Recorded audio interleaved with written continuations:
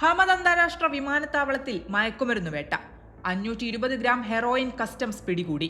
Electronics ഉപകരണങ്ങൾക്കുള്ളിൽ heroin ഒളിപ്പിച്ച് കടത്താനുള്ള ശ്രമം customs പിടികൂടുകയായിരുന്നു. വിമാനത്താവളത്തിലെത്തിയ യാത്രക്കാരന്റെ ലഗേജിൽ സംശയം തോന്നിയ ഉദ്യോഗസ്ഥർ നടത്തിയ വിശദമായ പരിശോധനയിലാണ് ഹെറോയിൻ കണ്ടെത്തിയത്. പരിശോധനയിൽ യാത്രക്കാരന്റെ സ്യൂട്ട് കേസ് ലോഹ ഫ്രെയിമിനുള്ളിൽ ഒളിപ്പിച്ച നിലയിലാണ് ഹെറോയിൻ പാക്കറ്റുകൾ കണ്ടെത്തിയത്.